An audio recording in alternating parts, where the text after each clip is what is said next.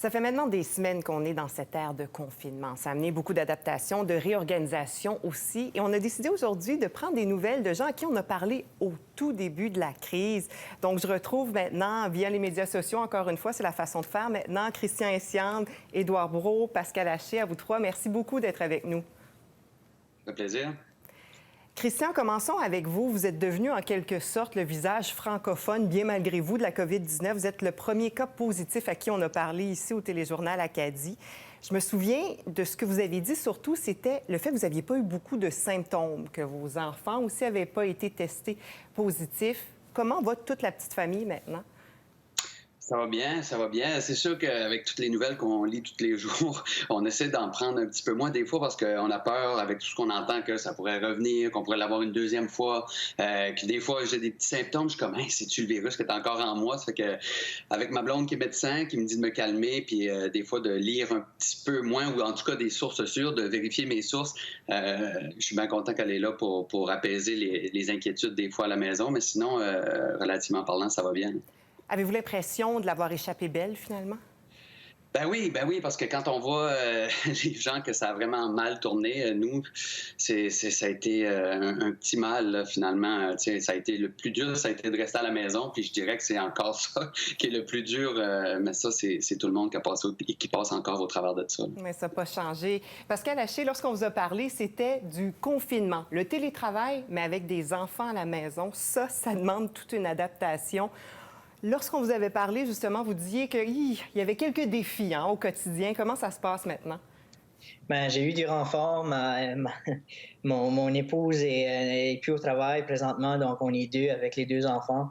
Ça facilite beaucoup la tâche. Moi, ça me permet beaucoup de concentrer plus sur mon travail. Puis elle s'occupe beaucoup plus des enfants. Donc pour nous, c'était une décision. Elle travaille dans une case, dans une banque, où il y a beaucoup de clients. Puis c'est quelque chose qui elle n'était pas très confortable de continuer de voir des clients. Décidé de rester à la maison avec les enfants. Donc, on va dire que ça m'a donné un peu de répit, puis ça a facilité les choses, mais ça vient quand même tout de même avec ces petits challenges. Oui, tout à fait. Bien, du renfort, ça, c'est toujours positif. Édouard Brault, on vous avait parlé avec votre petite fille. Ça avait été un moment assez touchant pour bien des gens parce que c'est la réalité. On doit parler à nos proches souvent par Skype, par FaceTime. Est-ce que vous commencez à trouver le temps long de votre côté? Ben, pas si mal, là. Je commence à m'y habituer, puis on se contacte souvent, là, par téléphone, ou qu'ils viennent me trouver, ils viennent me voir sur le perron de porte, puis on se parle là. Puis de temps en temps, dernièrement, là, moi puis Nancy, on a été jouer de la musique sur le perron. Hey, hello, Mary Lou, goodbye, c'était comme le fun, là. J'adore ça. Puis moi, je prends ça bien, là. J'ai positif pas mal. Du négatif, j'en ai pas beaucoup. Bon, bien, tant mieux. On est content d'entendre ça, puis de voir les membres de la famille, même si c'est au coin de la porte, de l'autre côté d'une fenêtre, ça fait toujours du bien. Christian Essiam, vous faites partie de la communauté artistique. Comme bien d'autres artistes, vos contrats, on imagine, ont été annulés. Qu'est-ce qui est en train de se dessiner pour vous dans les prochains mois? Oh mon Dieu! C'est tellement compliqué. Moi, ma femme est médecin, donc elle travaille constamment. J'aimerais bien avoir du renfort à la maison, moi aussi, avec mes 3 enfants. Ça commence à faire. Là, déjà qu'on a ouvert la bulle à nos voisins en arrière, ça fait du bien. Là, ils peuvent jouer avec les enfants. Mais pour moi, de mon côté professionnel, j'ai aucune idée. Je sais pas. Tant que les garderies ne recommencent pas, j'ai plein d'amis qui m'écrivent, j'ai un projet, j'ai quelque chose, j'ai des gens qui m'offrent des contrats. Je peux rien prendre tout de suite. Puis je ne sais pas quand est-ce que je vais pouvoir recommencer. C'est sûr que ça m'angoisse un petit peu, mais j'essaie de vivre le moment présent. Là, je travaille sur mon jardin, je passe du temps avec mes enfants, je leur apprends le piano.